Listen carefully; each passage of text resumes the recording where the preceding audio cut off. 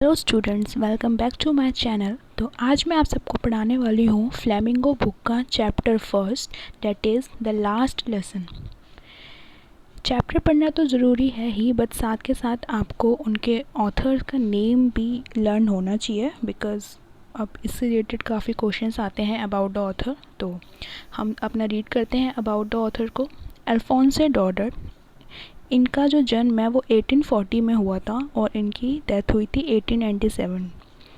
He was a French novelist and short story writer. The last lesson is set in the days of the Franco-Prussian War.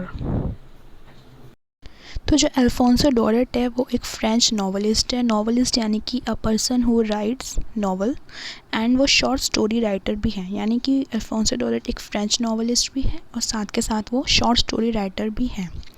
अब जो ये आपका chapter है बच्चों, ये chapter set है, मतलब ये स्टोरी उन दिनों की है जब फ्रैंको प्रूशियन वॉर चल रही थी। अब फ्रैंको प्रूशियन वॉर कब चल रही थी? 1870 से 1871 तक ये वॉर एक साल की रही, in which France was defeated by Prussia led by Bismarck. इस लड़ाई में फ्रांस हार गया था प्रूशिया से। और जो लिखा है ना Bismarck is the name of the PM of the Prussia, मतलब प्रूशिया कंट्री के पीएम का नेम है। Prussian then consisted of what now are the nations of Germany, Poland and parts of Austria. अब पहले के समय में प्रूशिया के साथ 3 कंट्रीज़ थी, Germany, Poland and some parts of Austria. In this story, the French districts of Alsace and Lorraine have passed into Prussian hands. अब जैसे कि हमने यहाँ पे जान लिया कि इसमें फ्रांस हार गया था, तो अब फ्रांस की सारी एरिया अंडर आ चुका था प्रूशिया के। तो जो उसकी मेन डिस्ट्रिक्ट थी एल्सेक एंड लॉरेन, अब वो चली गई थी प्रूशियन हैंड्स में। Read the story to find out what effect this had on life at school. अब जब फ्रांस पूरा प्रूशिया के अंडर हो गया, तो अब हम इस चैप्टर में पढ़ने वाले हैं कि कैसे वहाँ के बच्चों की लाइफ को अफेक्ट करा। अब यहाँ से हमारी इस चैप्टर डे को स्टार्ट होता है। I started for school very late that morning and was in great dread of scolding, especially because M Hamel had said that he would question us on participles. अब यहाँ पे जो आई है, आई एक character है, एक स्टूडेंट है जिसका नेम है फ्रांस, FRANZ। अभी आगे आपको चैप्टर में इसका नाम पता लगेगा, बट मैंने आपको बता दिया स्टार्टिंग में ही। तो इस चैप्टर का नरेटर जो है वो फ्रांस है। और बच्चों ये याद रखना कि नरेटर और ऑथर में डिफरेंस होता है। ऑथर वो होता है जिसने स्टोरी लिखी है, बट जो नरेटर होता है वो होता है जो स्टोरी टेलर, यानी कि जो स्टोरी में बता रहा है चीज़ों को। I started for school very late. अब फ्रांस एक स्टूडेंट है आप लोगों की तरह, और उसने अपना स्कूल काफ़ी लेट स्टार्ट करा मॉर्निंग में। जैसे कई बच्चे होते हैं ना स्कूल में लेट पहुंचते हैं, वो भी उनमें से एक था। और उसने स्कूल लेट इसलिए स्टार्ट किया क्योंकि एम हैमल, यानी कि उसके जो सर थे एम हैमल, उन्होंने कहा था कि वो सब बच्चों से कल पार्टिसिपल्स एक इंग्लिश में आपने पढ़ा होगा, जैसे कि प्रीपोजिशंस, एडजेक्टिव्स वगैरह होते हैं, वैसे ही पार्टिसिपल्स भी होता है, वो उस पर क्वेश्चंस पूछेंगे। And I did not know the first word about them. और जो फ्रांस था उसको बिल्कुल भी कुछ भी नहीं आता था पार्टिसिपल्स में, तो उसको डर लग रहा था कि अगर उसके टीचर उससे क्वेश्चन पुटअप करेंगे तो वो आंसर कैसे देगा। For a moment I thought of running away and spending the day out of doors. अब फ्रांस ने सोचा कि क्या यार स्कूल क्या जाना, इससे अच्छा तो मैं बाहर ही घूमता हूँ और बाहर ही अपना टाइम स्पेंड कर लेता हूँ। It was so warm and bright, the birds were chirping at the edges of wood. उसने बाहर का सिनेरियो को डिस्क्राइब करा है कि it was so warm and so bright, the birds were chirping. और जो चिड़िया हैं वो बाहर थी, अपनी चिरपिंग से उसको अपनी तरह अट्रैक्ट कर रही थी। And in the open field of the सॉमिल the Prussian soldiers were drilling. जो प्रूशियन सोल्जर्स थे वो वहाँ पे घूम रहे थे। It was much more tempting than the rules for participles, but I had the strength to resist and hurry out of to the school. अब जो भी उसने बाहर सिनेरियो देखा, जैसे कि वॉर्म एंड चिड़ियों की आवाज़ें एंड प्रूशियन आर्मीज़ को, तो उसको ये लगा कि इससे अच्छा तो मैं स्कूल ही चले जाता हूँ। और फिर वो अपने स्कूल की तरफ बढ़ा।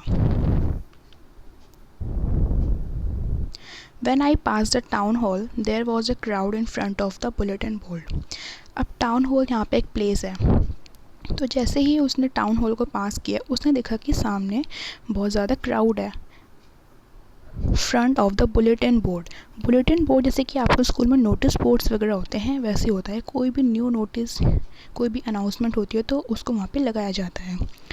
For the last 2 years all our bad news had came from there. और नोटिस बोर्ड्स में अभी पिछले 2 साल से वहाँ पे नोटिस बोर्ड पे सारी की सारी बैड न्यूज़ ही सामने आ रही थी। Bad news like the lost battles, the draft, the orders of the commanding officer, and I thought myself without stopping, what can be the matter now? अब फ्रांस को tension हुआ कि अब क्या हो सकता है, ये यहाँ पे इतनी भीड़ क्यों जमा है, कहीं कुछ फिर से कुछ टेंशन वाला वो तो नहीं है। Then as I hurried by as fast as I could go, लेकिन उसने सोचा कि मैं जल्द से जल्द स्कूल जाता हूँ, वैसे ही मैं ऑलरेडी इतना लेट हो चुका हूँ। The blacksmith watcher who was there with his apprentice. अब वहाँ पे एक blacksmith थे और एक watcher. blacksmith आपको पता है लुहार होते हैं। who was there with his apprentice. apprentice होता है trainee. Reading the bulletin board, और वो वहाँ पे बुलेटिन बोर्ड को पढ़ रहे थे और उन्होंने मुझे बोला don't go so fast bub, you will get to your school in plenty of time. उन्होंने बोला कि इतनी जल्दी मत जाओ, आराम से जाओ, तुम्हारे पास अभी बहुत टाइम है। आई थॉट, फ्रेंड्स ने सोचा, he was making fun of me and reached M Hamer little garden all out of breath. और फ्रेंड्स भागते भागते एम हैमर के लिटिल गार्डन में पहुंचा।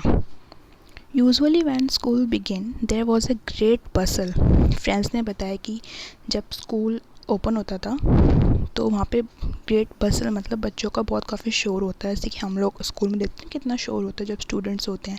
स्टूडेंट्स के बिना स्कूल बिल्कुल सूना सूना रहता है, वैसे ही which could be heard out in the street. और इतनी बसल होती थी कि पूरे गलियों में स्कूल के बच्चों की आवाज़ सुनाई देती थी। And opening and closing of desk, जैसे आप लोग करते हो ना, डेस्क को कभी खोला बंद करा। And lesson repeated in unison, और लेसन यूनिसन में मतलब कोई भी चीज़ एक साथ हम जब रिपीट करते हैं, टीचर ने बोला ए फॉर एप्पल तो बच्चे भी साथ के साथ रिपीट करेंगे A for apple. Very loud with our hands over us and ears to understand. Through the window I saw my classmates already in their places and M. Hammer walking up and down. और उसने window से देखा कि उसके सारे friends अपनी seat पे बैठे हुए हैं and M Hamer walking up and down, और एम हैमर चल रहे हैं क्लास में जैसे कि टीचर्स चलते हैं, with his terrible iron ruler, और उनके डरावने लोहे के स्केल के साथ under his arm. I had to open the door and go in before everybody. अब जैसे कि वो लेट था तो उसको सारे बच्चे बैठे हुए क्लास में, टीचर पढ़ा रहे हैं, तो उसको थोड़ा सा होता है ना शर्मिंदगी सी महसूस हुई जाने में, बट उसको जाना था। You can imagine how I blushed, और आप सब इमेजिन कर सकते हो कि वो सिचुएशन क्या होती है जब सारे फ्रेंड्स बैठे हुए होते हैं क्लास में और आप लेट पहुंचते हो। तो उसने बोला कि आप इमेजिन कर सकते हो मैं कितना डरा हुआ था और मैं कितना शर्मा रहा था। बट नथिंग हैपेंड, कुछ भी नहीं हुआ। M Hamer saw me and said very kindly, go to your place quickly little France. ये देखो यहाँ पे इसका नेम बताया गया है फ्रेंड्स, जो मैंने आपको स्टार्टिंग में बता दिया था, ठीक है। बट उसको लगा था कि सर उसको डांटेंगे M Hamel, but M Hamel ने उसको नहीं डांटा, उन्होंने बल्कि उसको बहुत प्यार से बोला, go to your place quickly little friends, we were beginning with you. हम तुम्हारा ही इंतज़ार कर रहे थे और अब हम स्टार्ट करने वाले हैं। आई jumped over the bench and sat down at my desk. Friends ने बोला, मैं अपने डेस्क के ऊपर कूदा और बैठ गया। Not till then when I had got a little over my fright did I see that our teacher had on a beautiful green coat, his frilled shirt and the little black silk cap. तो France ने notice किया कि उसके teacher ने आज कुछ new dress up किया है, like beautiful green coat and his frilled shirt and little black silk cap all embroidered. तो उसके सर उसको उस दिन कुछ अलग ही ड्रेसअप दिख रहे थे, जो कि वो सिर्फ करते हैं इंस्पेक्शन एंड प्राइस डेज पे, that he used to wear on only inspection and prize days. But उस दिन तो ऐसा कुछ था नहीं. Beside the whole class seemed so strange. उसको पूरी क्लास बहुत strange लग रही थी and solemn. Solemn का इसमें मीनिंग होता है serious. But the thing that surprised me most was to see. अब उसको वैसे ही बहुत सी सरप्राइजिंग चीज़ें दिख चुकी थी सुबह से, बट सबसे ज़्यादा उसको जिसने सरप्राइज़ किया वो था that back benches that were always empty. जो क्लास में बैक बेंचेस होते हैं वो हमेशा एम्प्टी रहते थे और उन बेंचेस की जगह ले चुके हैं the village people sitting quietly. और उसने देखा कि वहाँ पे विलेज के लोग बैठे हुए हैं। विलेज के लोग यानी कि old Hauser, farmer mayor, former post master. वो काफ़ी सरप्राइज़ हुआ है सब चीज़ें देख के। एवरीबडी लुक सैड, और सब उसको बिल्कुल सैड दिख रहे थे। And Hauser had brought an old primer, thumb the edges and he held it open on his knees and with his great spectacles lying across the pages. While I was wondering about it all, M. Hamel mounted his chair, and in the same grave and gentle tone which he had used to me said, "My children, this is the last lesson shall I give you. I shall give you." तो mister हैमल ने France को बोला, "My children, this is the last lesson I shall give you." ये तुम्हारा last lesson है जो मैं तुमको दे रहा हूँ. The order has come from, आपको नेम याद रखने की ज़रूरत है. The order has come from Berlin to teach only German in the school of Alsace and Lorraine. जैसे कि हमने चैप्टर के स्टार्टिंग में ही पढ़ा कि जो फ्रांस है वो हार गया था प्रूशिया से, और जो फ्रांस के डिस्ट्रिक्ट्स हैं अब वो प्रूशिया के हैंड्स में आ गई थी. तो प्रूशिया ने ये ऑर्डर दिया फ्रांस को कि अब आपको एल्सेक एंड लॉरेन, जो ये 2 डिस्ट्रिक्ट्स हैं फ्रांस की, उसमें आपको only German language he taught करनी है. अब आप फ्रेंच लैंग्वेज टॉट नहीं कर सकते हो. The new master comes tomorrow. उन्होंने बोला कि आपका न्यू टीचर टुमारो आएंगे, बिकॉज़ जो एम हैमल थे उनको तो सिर्फ फ्रेंच लैंग्वेज आती थी, तो वो जर्मन में कैसे पढ़ाते, तो इसलिए कल आपके न्यू टीचर आएंगे. This is your last French lesson, I want you to be very attentive. M Hamel ने बोला कि ये आपका लास्ट फ्रेंच लेसन है और मैं चाहता हूँ कि आप सभी बच्चे इसको बिल्कुल अटेंटिव होकर सुने. What a thunder clap these words to me. France ने बोला, ये क्या अभी जो सर ने बोला ये थंडर क्लैप की तरह है. अब सडनली अगर आपको कोई ऐसी बैड न्यूज़ दे दे तो आप एकदम से शॉक हो जाओगे, और वो आपके लिए बिल्कुल थंडर क्लैप की तरह ही होते हैं. Oh, the wretches, that was what they had put up at the town hall. My last French lesson, why, I hardly knew how to write. ये मेरा लास्ट फ्रेंच लेसन है, बट क्यों? अभी तो मैं सिर्फ मुश्किल से इसको लिखना जानता हूँ. I should never learn any more. अब मैं इसको आगे नहीं सीख पाऊँगा. I must stop there. मुझे यहीं पे फ्रेंच लेसन को छोड़नी पड़ेगी. Then oh how sorry I was for not learning my lesson. अब यहाँ पे देखिए फ्रांस को बहुत ज़्यादा रिग्रेट होता है कि उसने, अब यहाँ पे फ्रांस को काफ़ी रिग्रेट यानी कि पछतावा होता है कि मैंने अपने लेसन्स को अच्छे से क्यों नहीं पढ़ा. फॉर सीकिंग बर्ड्स एग्स और गोइंग स्लाइडिंग ऑन द सार. और वो इस चीज़ का करता है कि मैंने अपना सारा टाइम ऐसे ही वेस्ट कर दिया चिड़ियों को और उनके एग्स को देखने में, और गोइंग स्लाइडिंग ऑन द सार, और सार में स्लाइडिंग करने के लिए मैंने अपना सारा टाइम वेस्ट कर दिया जो मुझे नहीं करना चाहिए था. My books that had seemed such as nonsense a while ago, so heavy to carry, my grammar, my history of the saints, were old friends now that I could not give it. अब वो अपनी books के बारे में बोलते हैं कि जिन books को मैं नॉनसेंस समझता था और मुझे काफ़ी बोझ लगता था उनको कैरी करना, my grammar, my history books, अब मुझे अपने पुराने दोस्त की तरह लगते हैं जिनको मैं नहीं गिव अप, यानी कि उनको मैं नहीं छोड़ सकता. And M. Hamel too. The idea that he was going away and I should never see him again made me forget all about his ruler and how cranky he was. अब जो इनके एम हैमल टीचर थे वो France को काफ़ी cranky लगते थे, cranky nature के, और वो सोचते थे कि ये बस मुझे हमेशा डांटते रहते हैं, मारते रहते हैं अपने रूलर से. और उसके लिए सर के लिए भी फीलिंग चेंज हो गई थी. Poor man, it was in honor of this last lesson that he had put on his fine Sunday clothes and now I understood. अब जो आपको मैंने बताया था ना कि एम हैमल उस दिन जो ड्रेस्ड हुए थे वो हुए थे ब्यूटीफुल ग्रीन कोट में and frilled shirt with his black silk cap.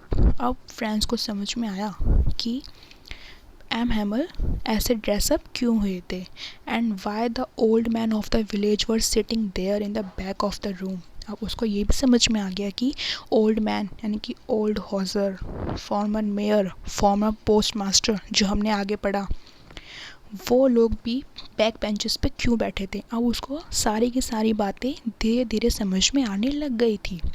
It was because they were sorry to that they had not gone to school more.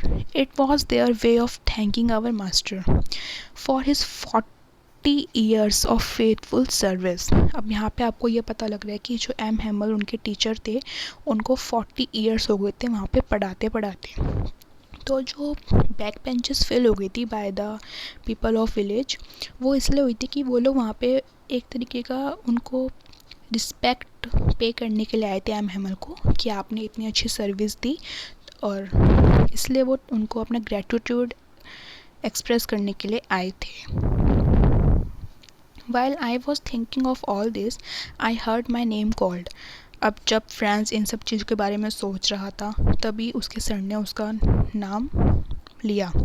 It was my turn to recite. अब उसकी turn थी बोलने की. What would I not have given to be able to say that dreadful rule for the participle all through very loud and clear without one mistake. But I got mixed up on the first word and stood there holding on to my desk, my heart beating and not daring to look up.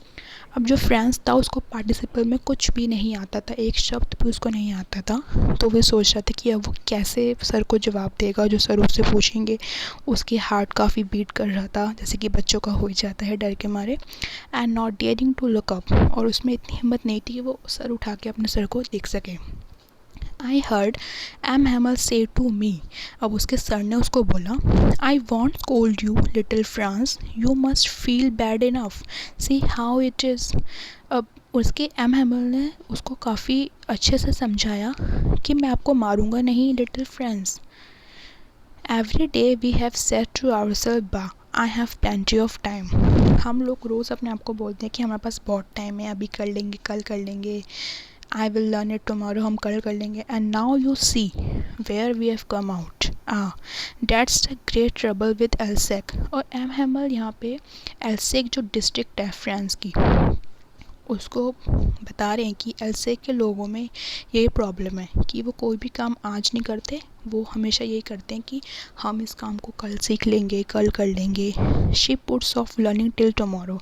Now those fellows out there will have the right to say to you, how is it you pretend to be French man and yet you can neither speak nor write your own language. बोलते हैं तुम वैसे तो French man हो. अब जैसे हम लोग इंडियंस हैं तो बोलते हैं फ्रेंच मैन हो और तुम ना कुछ बोल सकते हो और ना कुछ लिख सकते हो भी अपनी लैंग्वेज में. But you are not the worst poor little France. बट तुम सबसे वर्स्ट नहीं हो France. We have all a great deal to reproach ourself with. Your parents were not anxious enough to have you learn. They preferred to put you to work on a farm or at the mills. उन्होंने बताया कि आपके parents भी आपकी पढ़ाई के लिए इतना सीरियस नहीं थे. वो आपको कभी फार्म में वर्क करने के लिए भेज देते रहते तो कभी मिल्स में. So as to have a little more money. तो ताकि वो ज़्यादा पैसा कमा सके. And I I have been to blame also, और मैं भी इसके लिए ब्लेम अपने आप को करता हूँ. Have I not often sent you to water my flowers instead of learning और लेसन्स. अब जो एम हैमल थे वो बच्चों को स्कूल के टाइम ही अपने गार्डन्स में फ्लावर वाटरिंग करने के लिए भेज देते रहे बच्चों को, जिससे बच्चों का टाइम वेस्ट होता था और वो एजुकेशन नहीं ले पाते थे. And when I wanted to go fishing, और जब एम हैमल को फिशिंग के लिए जाना होता था तो वो बच्चों को हॉलीडेज दे देते थे. Then from one thing to another M Hamel went on to talk of the French language saying that. अब यहाँ पे एम हैमल ने फ्रेंच लैंग्वेज के बारे में कुछ बातें बोली हैं. That it was the most beautiful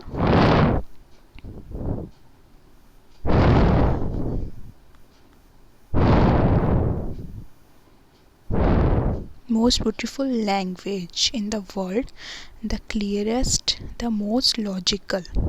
अब यहाँ पे एम हैमल ने फ्रेंच लैंग्वेज की तारीफ़ करी है कि यहाँ पे वो फ्रेंच एक बहुत ही ब्यूटीफुल लैंग्वेज है, बहुत क्लियर लैंग्वेज है एंड बहुत लॉजिकल लैंग्वेज है. That we must guard it among us and never forget it, because when a people are enslaved, as long as they hold fast to their language, it is as they had to key their prison. Then he opened the grammar and read us our lesson. अब वैसे ही M Hamel ने अपनी grammar की book open करी और lesson पढ़ाने लगे. I was amazed to see how well I understood it. Friends ने कभी अपनी क्लास को सीरियसली लिया ही नहीं था, बट आज वो काफ़ी अटेंटिव होकर सुन रहा था तो उसको बहुत अमेज्ड हुआ जान के, यार मैं हर चीज़ को कितने अच्छे से समझ पा रहा हूँ. All he said seemed so easy I think too. और जो भी उसके सर उसको बता रहे थे वो उसको बहुत ईजी लग रहा था. I had never listened so carefully. अब फ्रेंड्स बोलते हैं मैंने कभी लेसन्स को केयरफुली सुना ही नहीं. And that he had never explain everything with so much patience. और ना ही कभी सर ने आज से पहले चीज़ें कभी इतनी पेशेंस के साथ हमको पढ़ाई. It seemed almost as if the poor man wanted to give us all he knew before going away and to put it all into our head at one stroke. अब यहाँ पे बोला है after the grammar we had a lesson in writing. अब grammar के बाद उनका lesson हुआ राइटिंग में. That day M Hamel had new copies for us. और एम हैमल अपने स्टूडेंट्स के लिए न्यू कॉपीज़ लेके आए थे, new notebooks written in a beautiful round hand. और जो नोटबुक्स थे उनके ऊपर लिखा हुआ था France Alsace, France Alsace. They looked little flag floating everywhere in the schoolroom, hung from the rod at the top of our decks. You ought to have seen how everyone set to work and how quiet it was. और वो जब desk पे रखी हुई थी तो flags की तरह लग रही थी, जैसे कोई फ्लैग रखा हुआ है और फ्लोट कर रहा है. The only sound was the scratching of the pens over the paper. और उस दिन हमारी क्लास में सिर्फ बिल्कुल शांति थी, तो इसलिए नोटबुक में जब बच्चे काम करते हैं तो पेन का साउंड भी आ रहा था. वन सम बैटल फ्यूज इन. और अब बीटल्स ने एक स्मॉल इंसेक्ट टाइप होता है जो उड़ता है, तो उनकी क्लास के अंदर बीटल्स आ गए थे. But nobody paid any attention to them. But class में किसी ने उसके ऊपर अटेंशन नहीं दी. जैसे क्लास में कई बार कोई इंसेक्ट आ जाता है तो सब बच्चे होते हैं उसकी तरफ अट्रैक्ट हो जाते हैं, चिल्लाने लगते हैं, है ना. बट उस दिन ऐसा कुछ भी नहीं हुआ. Not even the littlest one who worked right on tracing their fish hooks as if that was French too. On the roof, the pigeons cooed very low. और उनके छत पे जो कबूतर pigeons कूक कर रहे थे आराम आराम से. and I thought to myself, और उसी समय फ्रांस को एक ख्याल आया, will they make them sing in German, even the pigeons. अब जैसे कि फ्रांस की वो नेटिव लैंग्वेज थी, मदर टंग थी फ्रेंच, उन्होंने उसमें ही वो खेले थे, कूदे थे, बड़े हुए थे, बचपन से उन्होंने वही लैंग्वेज बोला था. तो फ्रांस के मन में एक क्वेश्चन आया कि जैसे कूइंग पिजन के लिए उनकी मदर टंग होती है, तो क्या ये प्रूशियन आर्मी, प्रूशिया के लोग क्या पिजन्स को भी जर्मन लैंग्वेज में बोलने के लिए मजबूर कर देंगे. Whenever I looked up from my writing, I saw M. Hamel sitting motionless in his chair, gazing first at one thing. और जब वो लिख रहा था फ्रांस, तो उसने अपने सर को नोटिस किया कि सर काफ़ी शांत बैठे हुए हैं, कोई भी मोशन नहीं कर रहे. As if he wanted to fix in his mind just how everything looked in that school room. fancy. For 40 years he had been there in the same place with his garden. और 40 साल से वो अपने same place में थे और उसी window को देखते थे. Just like that, only the desk and benches had been worn smooth, and the walnut tree in the garden were taller. और उसने बताया कोई भी फ़र्क नहीं आया, बस यही फ़र्क आया कि डेस्क एंड बेंचेस अब थोड़े स्मूथ हो गए थे, वॉलनट ट्री थोड़ी बड़ी हो गई थी. And the hope wine that he had planted himself, और होप वाइन एक प्लांट होता है जो उनके सर ने यहाँ पे प्लांट किया था खुद से, और वो भी हमारी विंडो से रूफ तक पहुँच चुका है. How it must have broken his heart to leave it all. और फ्रांस फील कर रहा है कि उसको सर को कैसा लग रहा होगा इन सब चीज़ को छोड़ते हुए. ये तो होता ही है जब आप किसी एरिया में इन 40 ईयर्स से रह रहे हो, तो काफ़ी आप ज़्यादा वहाँ पे अटैच हो जाते हो, तो उन सब चीज़ों को छोड़ना आपके लिए आसान नहीं होता.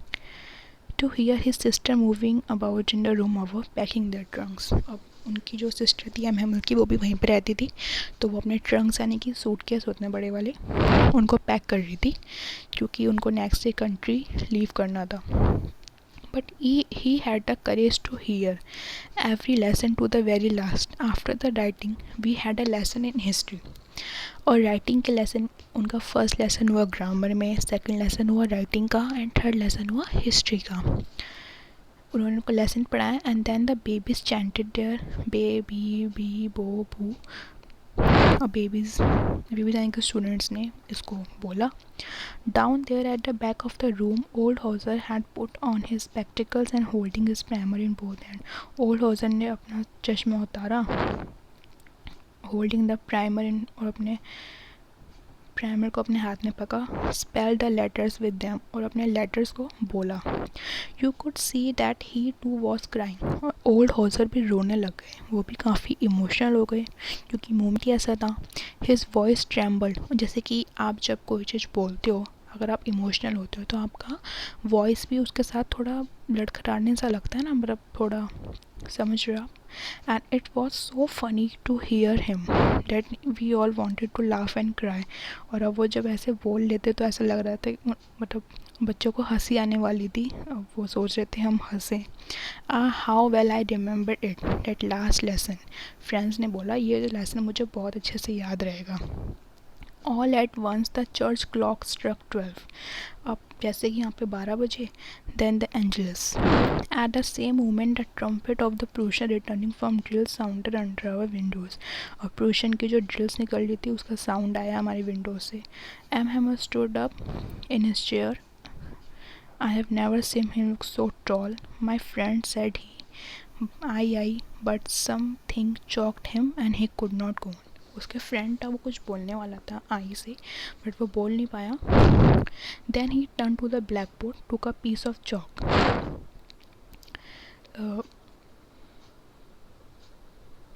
अब एम हैमर थे, वो